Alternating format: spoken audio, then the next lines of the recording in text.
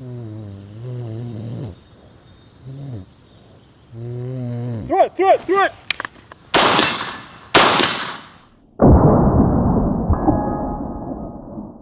Ladies and gentlemen, we have here the Springfield Armory Kuna. This is a Croatian-made 9mm semi-automatic pistol. You can see it's got a brace on the back here. And the action is a roller delayed blowback, so it should be a little bit softer recoiling. This is going to be our first impressions. We have not fired a shot yet. Just going to see how this goes.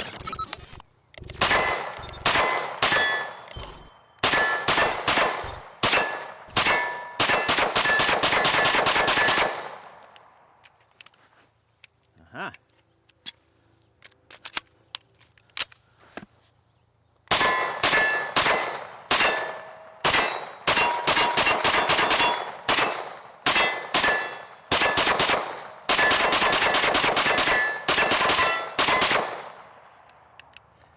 Oh, there we go. Okay, so my hand is hanging up that magazine.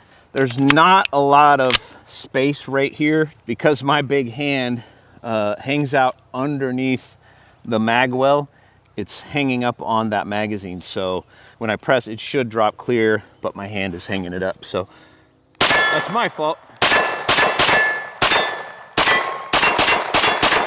Man. Man, this thing.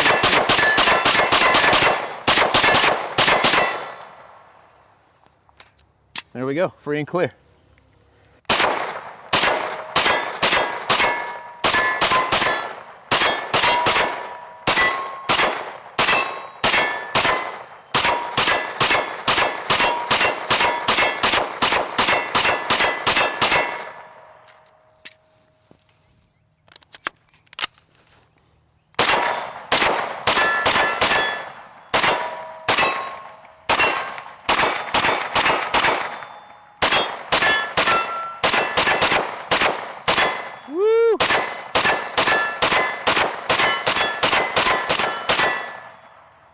Okay, that is getting very warm. Not a lot of room for that thing to breathe.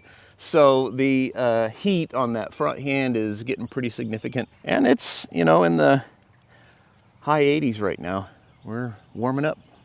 So what's one thing that you could do to improve upon this package? I think add a suppressor. You've already got something that's very small in footprint, very concealable, yet capable of delivering a pretty decent amount of firepower. But if we could put a suppressor on there without increasing overall length, you keep that maneuverability and maybe make it a little more quiet. We've got the Banish 9K here. Let's give that a shot and see how it does.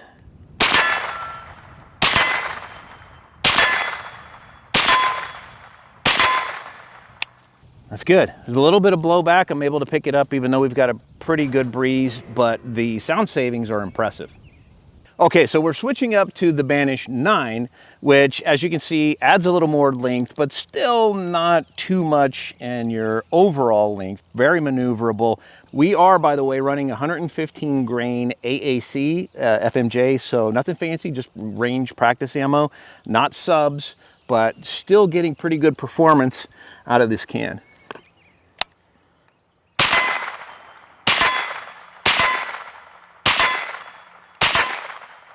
Yeah, it's a tiny bit of blowback, not as much as the other one, but really good sound savings and pretty good control of the recoil too.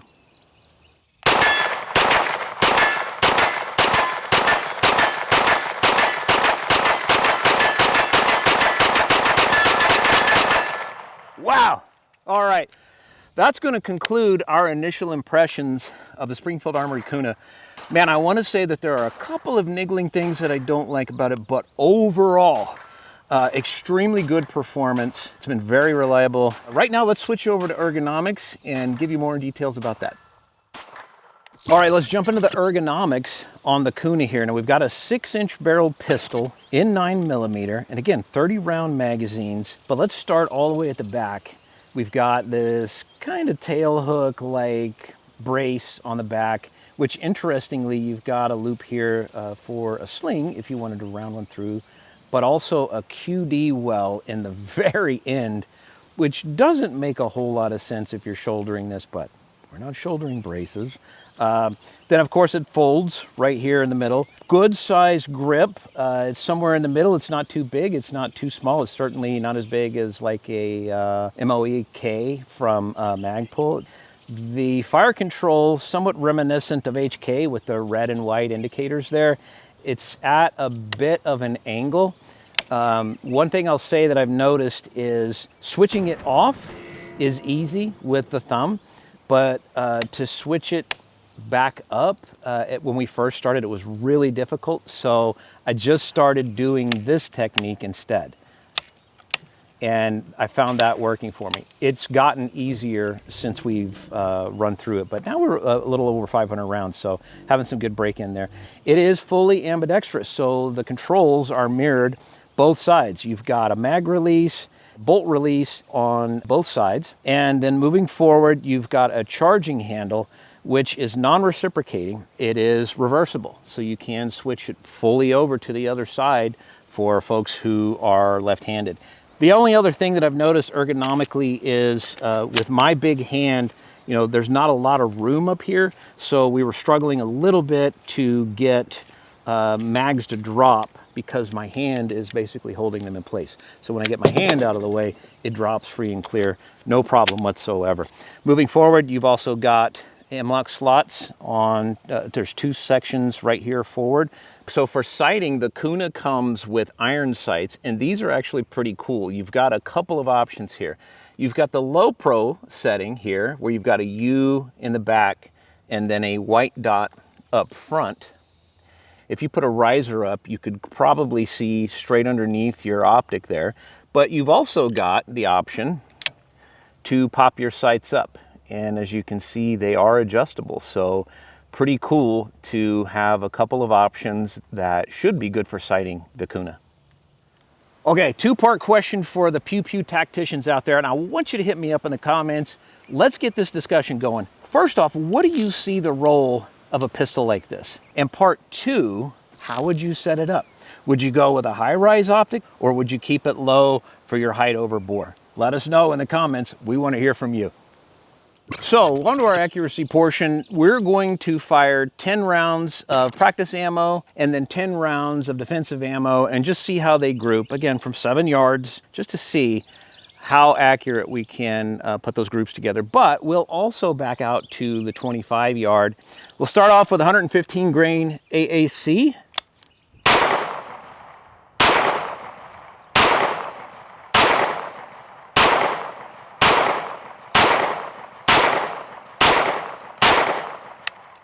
That looks pretty promising. Let's switch over to 115 grain Nosler defensive.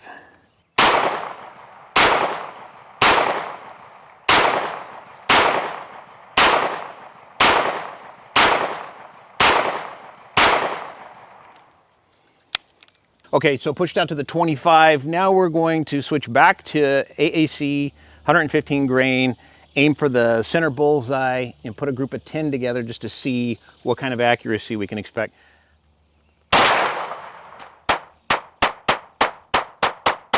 All right, let's go down and check them all out. So here we've got the AAC, the first group at 7 yards, pretty tight group. And then the trigger's great, but you can see pretty consistent groupings for the Nosler also. A little bit lower, hitting a little bit lower, and then switching up to 25. For me, holding right here, it opened up quite a bit.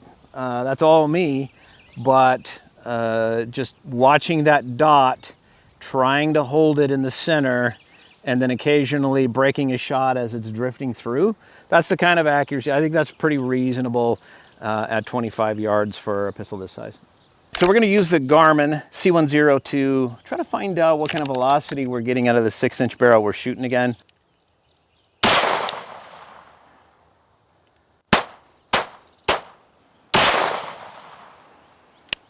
Average of 1458. That's almost 1,500 feet per second. But let's try a different weight of bullet and see what we get. All right, we've switched over to 124 grain Blazer, still full metal jacket, just practice ammo. Now the 115 grain we're running right at 1500, so let's see what these do.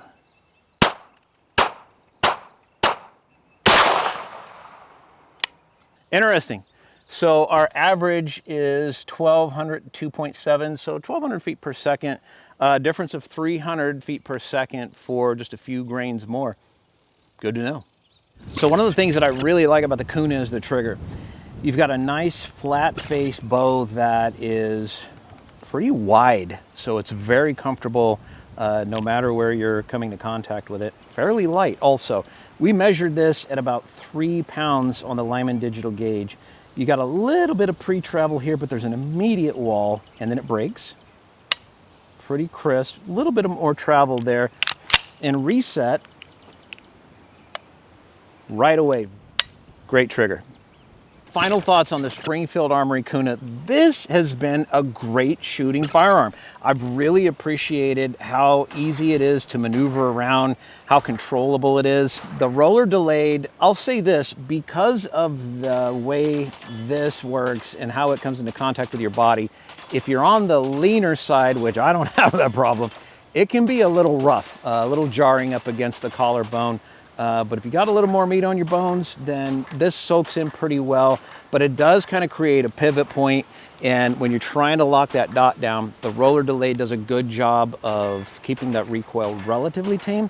But your dot is going to wiggle around a little bit. But as you can see, you can absolutely lock it down and get really good accuracy. The accuracy was reflected in our 7-yard test. So spread out a little bit at 25 yards. The reliability has been absolutely perfect. And I'm not messing around when I say that. It's pretty rare that we come out here and film and don't have at least some kind of minor issue. There were a few things that I was doing that caused some issues with this firearm, mostly because of my hand size, like inserting the magazine. Another thing that we noticed is when inserting the magazines, particularly if you're on a closed bolt, you'll want to make sure that they're seated. So the technique is going to be insert and then give a little pull, because there's been a couple of occasions where I would insert the magazine and thought that I had closed the bolt, and I'm not picking up a round because the magazine was not fully seated.